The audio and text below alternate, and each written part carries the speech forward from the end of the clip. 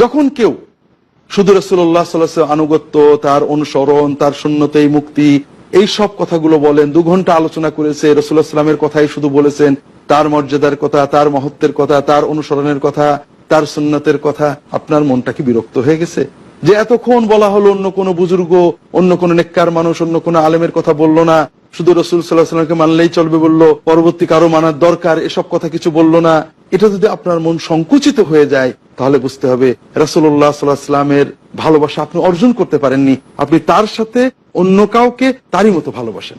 এটা রাসূল সাল্লাল্লাহু আলাইহি ওয়াসাল্লামের বিশ্বাসে শিরক হয়ে গেছে, রিসালাতের ঈমানে শিরক এসে গিয়েছে। এর আলোকে ভ্রাতৃত্ব ও ভালোবাসা, আর এ প্রসঙ্গে আমরা আলোচনা করছিলাম ঈমানি ভ্রাতৃত্ব ও ঈমানি ভালোবাসা অর্জন করতে হলে আমাদেরকে আগে আল্লাহ এবং তার রাসূল সাল্লাল্লাহু আলাইহি ওয়াসাল্লামের ভালোবাসা অর্জন করতে হবে। আল্লাহর সাথে যদি কাউকে সমান ভালোবাসা হয়, ঈমানও থাকবে না, ঈমানি ভালোবাসা অর্জন করা যাবে। ঠিক তেমনি রাসূল সাল্লাল্লাহু আলাইহি ওয়াসাল্লামের সাথে যদি তার মতো আর কাউকে আমরা ভুল করে ভালোবেসে ফেলি, তার মর্যাদায়, তার স্থানে আমরা বসিয়ে ফেলি, তাহলেও আমাদের ঈমানও নষ্ট হয়ে যাবে, আর তেমনি ভাবে আমরা ঈমানি ভালোবাসাও অর্জন করতে পারবো না। দর্শক, এটাও আমরা ওই আল্লাহর স্পষ্ট বর্ণনা থেকে বুঝে নিতে পারবো। কাফিরদের অবস্থা আল্লাহ কি বললেন?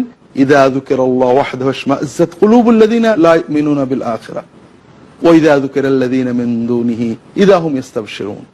যখন শুধু আল্লাহর বন্দনা করা হয়, আল্লাহর কথা বলা হয়, তখন তাদের অন্তরগুলো বিরক্ত হয়ে যায়, সংকুচিত হয়ে যায়। আর যখন তার সাথে অন্যদের বন্দনা করা হয়, তখন তারা খুশি হয়ে যায়। দর্শক, সুন্নাতের ব্যাপারেও বিষয়টা এভাবেই একটু হৃদয় দিয়ে অনুধাবন করার চেষ্টা করুন। যখন কেউ শুধু রাসূলুল্লাহ সাল্লাল্লাহু আলাইহি ওয়াসাল্লাম আনুগত্য, তার অনুসরণ, তার সুন্নতেই মুক্তি, এই সব কথাগুলো বলেন, 2 ঘন্টা আলোচনা করেছে, রাসূলুল্লাহ সাল্লাল্লাহু আলাইহি ওয়াসাল্লামের কথাই শুধু বলেছেন, তার মর্যাদার কথা, তার মহত্বের কথা, তার অনুসরণের কথা, তার সুন্নতের কথা, আপনার মনটা কি বিরক্ত হয়ে গেছে? যে এতক্ষণ বলা হলো অন্য কোনো বুজুর্গ, অন্য কোনো নেককার মানুষ, অন্য কোনো আলেমের কথা বললো না, শুধু রাসূল সাল্লাল্লাহু আলাইহি ওয়াসাল্লামকে মানলেই চলবে বললো, পরবর্তী কারো মানার দরকার, এসব কথা কিছু বললো না। এটা যদি আপনার মন সংকুচিত হয়ে যায়, তাহলে বুঝতে হবে রাসূলুল্লাহ সাল্লাল্লাহু আলাইহি ওয়াসাল্লামের ভালোবাসা আপনি অর্জন করতে পারেননি। আপনি তার সাথে অন্য কাউকে তারই মতো ভালোবাসেন। এটা রাসূল সাল্লাল্লাহু আলাইহি ওয়াসাল্লামের বিশ্বাসে শিরক হয়ে গেছে, রিসালাতের ঈমানে শিরক এসে গিয়েছে।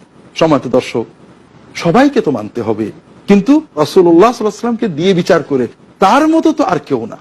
কাজে যখন তার মর্যাদা বলা আমরা খুশি হব। তার মর্যাদা বেশি বলার অর্থ তো অন্যদেরকে হেয় করা নয়। অন্য সবাই তো তার মর্যাদা মানতেই আমাদের বলেছেন। কাজেই আমরা অনেকেই যখন কেউ বলে আমি অমুক আলেম বুজুর্গের অনুসরণ করব, তিনি যা করেছেন করব, তার বাইরে যাব না, আমরা এটাকে ভালো ভক্তি হিসেবে গণ্য করি। কিন্তু যখন কেউ বলে আমরা রাসূল সাল্লাল্লাহু আলাইহি ওয়াসাল্লাম অনুসরণ করব, তার বাইরে যাব না, তার মতোই চলবো, তিনি যেটা করেছেন সেটা করব, তিনি যেটা করেননি সেটা করব না, তখন অনেকেই আমরা বিরক্ত হয়ে পড়ি। কেন তার পরের কাউকে কি মানতে হবে না? সবাইকেই মানতে হবে, কিন্তু যে মানা রাসূল সাল্লাল্লাহু আলাইহি ওয়াসাল্লামকে মানতে হবে ওইরকম কাউকে না। সবার কথা রাসূলুল্লাহ সাল্লাল্লাহু আলাইহি ওয়াসাল্লামকে দিয়ে বিচার করে নিতে হয়, আর রাসূলুল্লাহ সাল্লাল্লাহু আলাইহি ওয়াসাল্লামকে কাউকে বিচার করে দিয়ে মানতে হয় না। কাজেই আমরা যদি মাহাব্বত, ইত্তেবা, অনুসরণ, নিঃস্বার্থ অনুসরণের ক্ষেত্রে অন্য কাউকে এই একই রকম মর্যাদা দিয়ে ভালোবাসি, অথবা অন্য কারোর কথা না বললে শুধু রাসূলুল্লাহ সাল্লাল্লাহু আলাইহি ওয়াসাল্লামের কথা, তার সুন্নতের কথা অনবরত বললে আমাদের মন সংকুচিত হয়, এই লোকটা বোধহয় আমাদের মত দলকে অবহেলা করছে, এই জন্য শুধু রাসূলুল্লাহ সাল্লাল্লাহু আলাইহি ওয়াসাল্লামের কথা বলছে, এইরকম মনে আসলে বুঝতে হবে যে আমাদের রিসালাতের ঈমানে ঘাটতি রয়েছে, এবং রাসূলুল্লাহ সাল্লাল্লাহু আলাইহি ওয়াসাল্লামের প্রতি মহব্বত আমরা যতই দাবি না করি না কেন, আমরা তার প্রতি মহব্বতের সাথে শরিক করে ফেলেছি। আর এই রকম শিরক থাকলে তো তার প্রতি মহব্বত হবে না, ঈমানও সঠিক হবে না, আর তার জন্য আমরা মানুষকে ভ্রাতৃত্বের বন্ধনে আবদ্ধ করতে পারবো না, ভালোবাসতে পারবো না। সম্মানিত দর্শক, তাই ঈমানি ভ্রাতৃত্ব অর্জন করতে হলে, ঈমানি ভালোবাসা অর্জন করতে হলে প্রথমেই আমাদেরকে আল্লাহ তাআলা এবং তার রাসূল সাল্লাল্লাহু আলাইহি ওয়াসাল্লামের ভালোবাসা সত্যিকার অর্থে অর্জন করতে হবে, তাদের প্রতি বিশ্বাসের বিশুদ্ধতা অর্জন করতে হবে।